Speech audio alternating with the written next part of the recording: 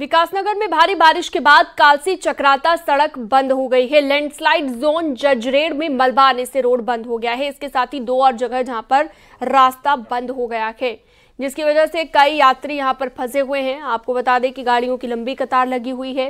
हालांकि प्रशासन की टीम सभी जगह पर बंद सड़क को खोलने के कार्य में जुटी हुई है। तस्वीरों में भी आप देख सकते हैं कि किसी तरह से पहाड़ी से बोल्डर नीचे गिर रहे हैं।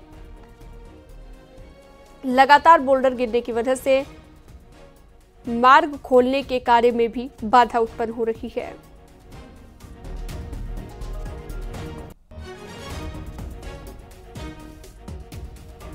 तो देख सकते हैं आप, सड़क बंद होने की वजह से दोनों तरफ यात्री फंसे हुए हैं। लंबी कतारें वाहनों की लग गई हैं। विकासनगर की ये तस्वीरें, न्यूज़ 18 पर एक्सक्लूसिव तस्वीर इस वक्त आप देख पा रहे हैं। कालसी चक्राता सड़क बंद हो गई है। मौसम की मार के चलते ये परेशानी झेलनी पड़ रही है। और जजरेड़ इस समय लगभग पिछले 3-4 घंटे से बंद है। संभावना ये है कि जो PWD के यहाँ जो कर्मचारी हैं, उनका कहना है कि लगभग अगले 3-4 घंटे तक रास्ता बंद रहने वाला है। तमाम सारी गाड़ियाँ यहाँ फंसी हुई है और मुझे लगता है कि क्योंकि जौनसार में अधिकतर शिक्षक आवागमन करते हैं, अधिकांश शिक्षक जो देहरादून विकासनगर से आने वाले हैं वो अभी कालसी की ओर फंसे हैं। मुझे लगता है कि दर्जनों विद्यालय जौनसार बाबर में इस समय बंद हैं। मंडी की ओर जो जाने वाली गाड़ियां हैं वो रात भर से यहां खड़ी है। चमोली में बद्रीनाथ नेशनल हाईवे बंद हो गया है। यहां पर हुई भारी बारिश के बाद बद्रीनाथ नेशनल हाईवे नंदप्रयाग के पास बंद हुआ है, जिसकी वजह से यात्री रास्ते में फंसे हुए हैं। प्रशासन की टीम हाईवे को खोलने में जुटी हुई है, लेकिन बार बार हो रही बारिश और पहाड़ी से गिर रहे मलबे की वजह से काम में परेशानी का सामना करना पड़ रहा है।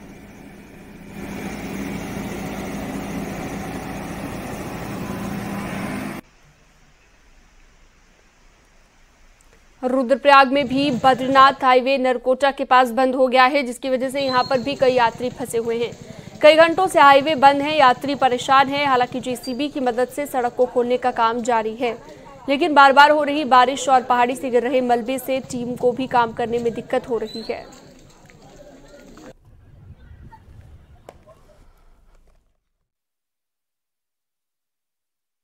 तीन 4 घंटे हो गए सर। अच्छा जी, बहुत ही ज़्यादा जाम लग चुका है। छोटे छोटे बड़े बड़े पत्थर आ रहे हैं जी। दिक्कत बहुत ज़्यादा ही हो रही है।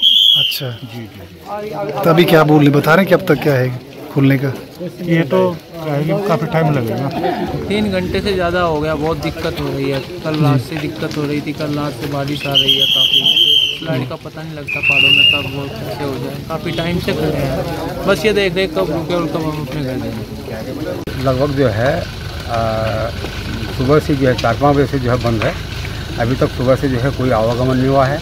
हम लोग भी जो है यहाँ पर सुबह से हैं, वो पत्थर जो है पत्थर बराबर आ रहे हैं और हम लोग भी यहाँ पर जो है लोगों की सुरक्षा के लिए हैं। तमाम गाड़ियाँ जो खड़ी हैं, जैसे यहाँ पर जो है खुलता है तो हम फिर जो है गाड़ियों का आवागमन सुचारू करवा देंगे। जब तक जो है ऊपर से पत्थर गिरने बंद नहीं होते हैं, तब तक हम जो है यहाँ पर सुरक्षा की दृष्टि से खड़े हैं। कल रात की जो तेज़ बारिश है उसके बाद यहाँ पर जो हाईवे है वो बंद हो चुका है और लगभग 6 से 7 घंटे इसको हो चुके हैं। और लगातार यहाँ सबसे बड़ी मुश्किल ये है कि यहाँ पर ऊपर से जो पत्थर है वो लगातार यहाँ पर स्लाइडिंग हो रही है और उसके चलते जो है मार्ग सुचारू नहीं हो पा रहा है। और ऐसे में जो आवागमन भी हो रहा है काफ़ी जोखिम भरा है, क्योंकि लगातार ऊपर से पत्थर गिर रहे हैं और ऐसे में जो यहाँ पर मशीनें हैं वो काम नहीं कर पा रही, क्योंकि उनके लिए भी खतरा है। अगर जो यहाँ पर जो तमाम लोग हैं, हमारे पीछे कई लोग यहाँ पर खड़े, क्योंकि सड़क के दोनों तरफ यहाँ पर लगभग लंबा जाम यहाँ पे लगा हुआ है। लोग काफ़ी परेशान में, क्योंकि काफ़ी समय यहाँ पर हो चुका है। और सबसे बड़ी बात है कि यहाँ पे पुलिस और जो तमाम NH डिपार्टमेंट के लोग यहाँ पर मौजूद हैं और लगातार यहाँ पर कोशिश कर रहे हैं कि किस तरीके से मार्ग को खोला जाए।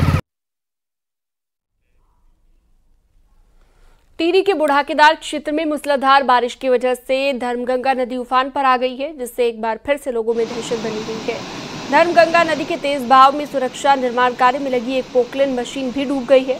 बुढ़ाकेदार पिंसवाड़ रोड को भी कई जगहों पर नुकसान पहुंचा है और नदी के तेज बहाव से कटाव भी हो रहा है। आपको बता दें 26 जुलाई को भी बुढ़ाकेदार क्षेत्र में बादल फटने की घटना से तबाही मची थी और नदी के उफान पर आने से खेत पुलिया रास्ते और रोड को नुकसान पहुंचा था और एक बार फिर से बारिश से नुकसान हुआ है। कल रात की मूसलाधार बारिश के कारण जो है अतिवृष्टि से जो है धर्मगंगा नदी उफान पर रही और बूढ़ा केदारनाथ में जो 26 जुलाई 2024 को जो आपदा आई थी उसमें सड़क जो बह गई थी उसका जो निर्माण कार्य पूर्ण हो गया था। एक दो जगहों पर जो है वो सड़क बह गई है और निर्माण कार्य में लगी हुई जो पोकलैंड मशीन थी वो पोकलैंड मशीन जो है पानी में जो है डूब गई है। रुद्रप्रयाग में तेज बारिश के बाद एक बार फिर से लोगों के लिए मुसीबत खड़ी हो गई है। बारिश के बाद बरसाती नाले उफान पर आ गए हैं और इसकी वजह से तस्वीरों में आप देख सकते हैं कि गदेरी में पानी कितना तेज हो गया है। बारिश की वजह से कई जगह पर बिजली सप्लाई ठप हो गई है। इसके साथ ही कई लिंक मार्ग भी बंद हो गए हैं।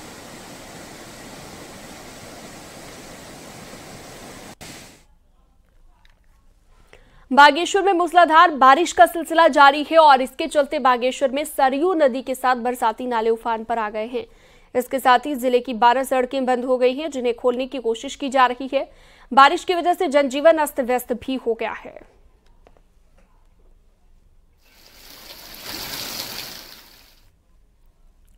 टनकपुर पिथौरागढ़ ऑलवेदर रोड आज भी बंद है। स्वाला के पास लगातार हो रहे लैंडस्लाइड को देखते हुए चंपावत प्रशासन ने हाईवे को बंद रखने का फैसला लिया है। हाईवे बंद होने से चंपावत के साथ ही पिथौरागढ़ के लोगों को भी दिक्कतें उठानी पड़ रही हैं। 13 सितंबर के बाद बॉर्डर के ये इकलौता हाईवे 90% मौकों पर बंद ही रहा है। लंबे समय तक हाईवे नहीं खोल पाने के चलते नेशनल हाईवे पर भी कई जगह सवाल खड़े होने लगे हैं। हाईवे बंद होने की वजह से बॉर्डर के दोनों जिलों में जरूरी चीजों का भी संकट खड़ा होने लगा है।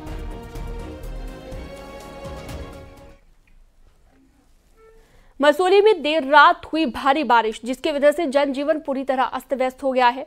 लोगों को भारी परेशानियों का सामना यहां पर करना पड़ रहा है।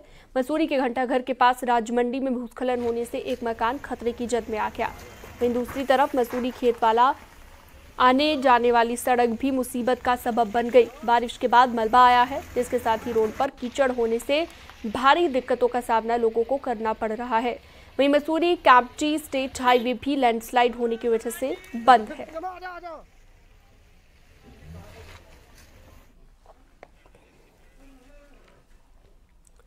बीते 24 घंटे में उत्तराखंड के 3 जिलों में भारी बारिश हुई है। इन 3 जिलों में देहरादून, बागेश्वर और रुद्रप्रयाग शामिल है। आज भी देहरादून, बागेश्वर, चमोली, चंपावत, पिथौरागढ़ और रुद्रप्रयाग में बारिश की संभावना जताई गई है।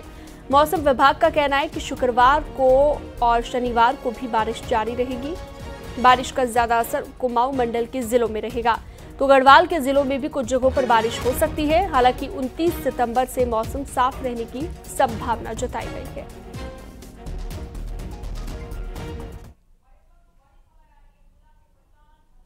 उसमें अच्छी बारिश मिलनी चाहिए, ज्यादातर जगहों में मिलनी चाहिए।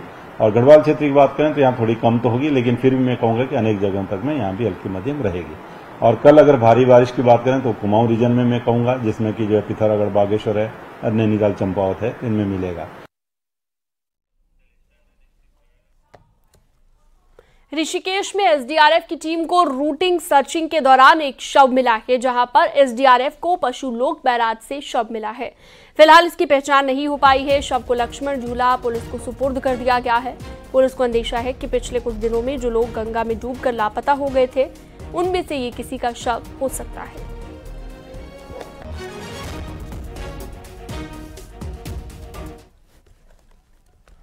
भगवान केदारनाथ के दूसरे चरण की यात्रा को लेकर श्रद्धालुओं में खासा उत्साह है। हर दिन 10,000 से ज्यादा श्रद्धालु बाबा केदार के दर्शन कर रहे हैं।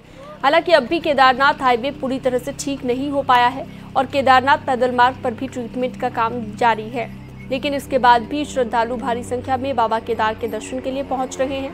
पैदल रास्तों पर सुरक्षा कर्मी भी तैनात किए गए हैं।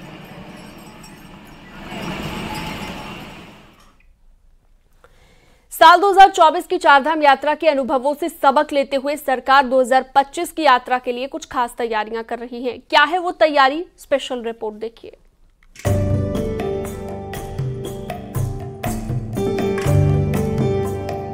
साल 2024 की यात्रा शुरू होते ही भारी संख्या में तीर्थ यात्री चारधाम पहुंचते हैं, जिसमें कई प्रकार की दिक्कतें भी यात्रियों को हुई है, लेकिन इन सभी से सीख लेते हुए अब साल 2025 की यात्रा के लिए प्रशासन तैयारियों में अभी से जुट गया है और अब आगामी यात्रा हरिद्वार के बैरागी कैंप से शुरू होगी। बैरागी कैंप में यात्रा पर आने वाले सभी यात्रियों को व्यवस्थित तरीके से आगे भेजा जाएगा, जिससे धामों में अव्यवस्था न हो। वहीं यात्रियों की सुविधा के लिए बैरागी कैंप में ही 100 से ज्यादा स्टॉल भी प्रशासन की तरफ से लगाए जाएंगे, जिससे किसी भी यात्री को यात्रा की जानकारी लेने में आसानी होगी। उसमें हम बैरागी को नोडल पॉइंट बनाएंगे और अब क्योंकि टेक्नोलॉजी बहुत बेहतर हो चुकी है, बहुत अपग्रेडेशन हो चुका है, तो उसमें मुझे ऐसा लगता है कि बेहतर सॉफ्टवेयर डेवलप करने के पश्चात बहुत ज़्यादा काउंटर की रिक्वायरमेंट नहीं रहेगी। लोगों को पता रहेगा कि किस तरह से उस ऐप में अपना डेटा फीड करना है और वो जो एप्लीकेशन है वो, क्योंकि उसके पास भी जो हमारी एप्लीकेशन होगी उसके पास पूरी जानकारी डायनेमिक तरीके से फीड होती रहेगी।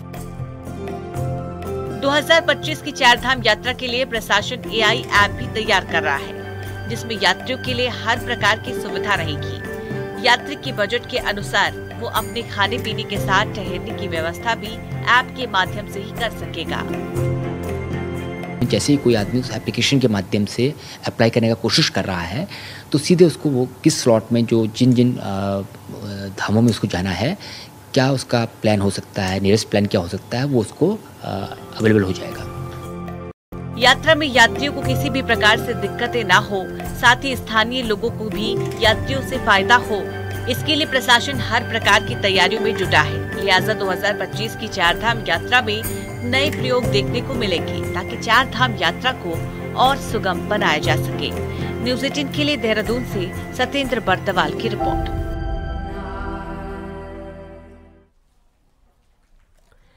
हरिद्वार में पतंजलि योगग्राम पर स्थानीय लोगों ने हंगामा किया है। बताया जा रहा है कि योगग्राम की एक बस की चपेट में आकर एक युवक घायल हो गया था, जिसकी इलाज के दौरान मौत हो गई थी।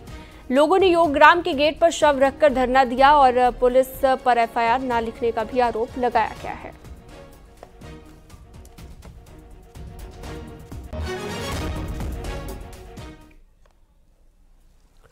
जोशीमठ बाजार कल बंद करने का ऐलान आपदा प्रभावितों ने किया है। इसके साथ ही चक्का जाम करने की भी रणनीति बनाई गई है। जोशीमठ में सुरक्षा संबंधित काम अभी तक शुरू नहीं होने के विरोध में बाजार बंद और चक्का जाम किया जा रहा है। ऐसे में कल अगर आपदा प्रभावित परिवार चक्का जाम करते हैं तो चारधाम यात्रियों को भारी दिक्कतें हो सकती हैं।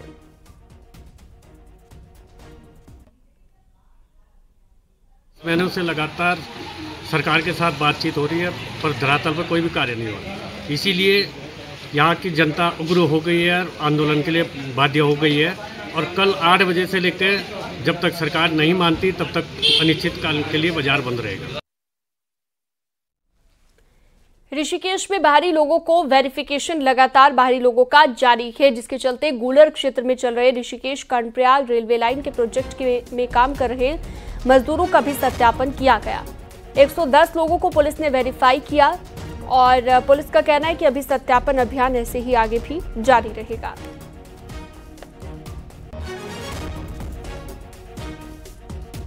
रुड़की के मंगलौर में गंगनहर पर बने फ्लाईओवर पुल पर कई बार क्षतिग्रस्त होने के चलते हादसे हो चुके हैं और अभी भी एक पुल एक जगह से टूटा हुआ है, जिसकी वजह से लोगों को आने जाने में परेशानी का सामना करना पड़ रहा है। वहीं ज्वाइंट मजिस्ट्रेट का कहना है कि बारिश के चलते इसकी मुरम्मत यहां पर नहीं हो पाई थी। अब इसको जल्द ही ठीक करने के लिए निर्देश दिए गए हैं। जल्द ही पुल को ठीक कर दिया जाएगा। अधिकारियों से जो है इस वस्तु स्थिति की जानकारी तलब की जाएगी और उन्हें जो है आवश्यक दिशा निर्देश दिए जाएंगे। ये मेरे संज्ञान में है और अभी बारिश का मौसम था, उसकी वजह से भी कुछ निर्माण कार्य जो है अवरुद्ध हो गया था, लेकिन अब बारिश का मौसम जो है वो ऑलमोस्ट खत्म हो चुका है, तो अब इन्हें जो है युद्ध स्तर पर देखा जाएगा। धाम में हर साल लाखों लोग पहुंचते हैं। ऐसे में यहां पर कूड़ा भी प्रशासन के लिए एक बड़ी चुनौती बना हुआ है। हालांकि जब प्रशासन ने कैंची धाम को प्लास्टिक मुक्त करने का काम अब शुरू कर दिया है।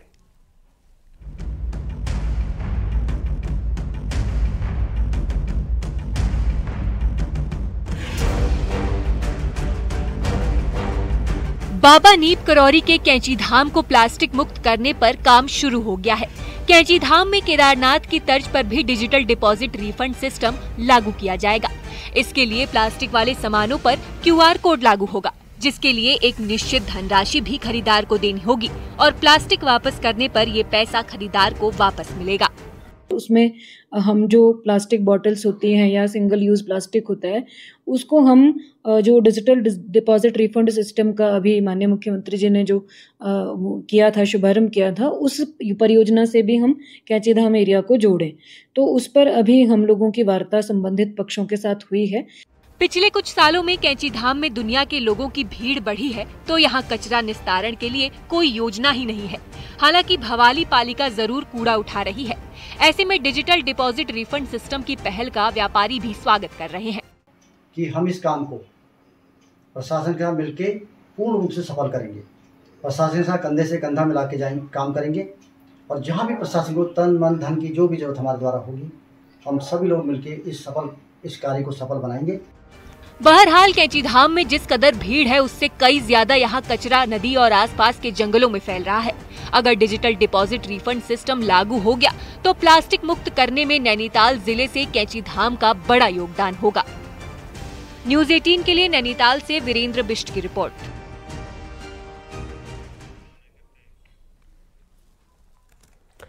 तो प्रशासन के लिए बड़ी चुनौती बना है, जिस पर काम शुरू हो गया है। आगे बढ़ते हैं। उत्तराखंड सचिवालय और जिला जेल सुद्धवाला को ईट राइट सर्टिफिकेट मिला है। गौरतलब है कि eat right food and safety standard authority का राष्ट्रीय कार्यक्रम है, जिसके तहत यूनिवर्सिटी, होटल, सरकारी प्रतिष्ठान समेत कई अन्य कैटेगरी के संस्थानों को ईट राइट सर्टिफिकेट मिलता है। यहाँ पर साफ सफाई, पौष्टिक खाना खाने की वेस्टेज न होना है।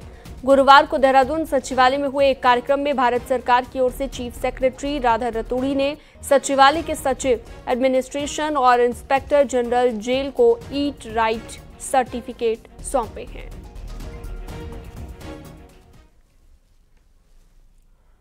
अल्मोड़ा के टाटिक हेलीपैड से जल्दी ही हेली सेवा शुरू होने जा रही है। डीएम ने संबंधित अधिकारियों के साथ हेलीपैड का निरीक्षण किया।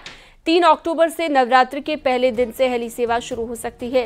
हेली सेवा शुरू होने से पर्यटन को बढ़ावा मिलेगा और स्थानीय लोगों को भी सहूलियत मिलेगी। हेलीपैड बन गया है। बीच में कुछ समय के लिए सेवा शुरू हुई थी, लेकिन हेलीपैड पे कुछ काम आवश्यक कराने थे, जिसकी वजह से बंद हो गई थी। सारे कार्य पूर्ण हो गए हैं। हम लोग उम्मीद करते हैं कि नवरात्रि के पहले दिन से पुनः हेलीकॉप्टर सेवा अल्मोड़ा के लिए शुरू हो जाएगी और इससे पर्यटन का और क्षेत्र का विकास होगा।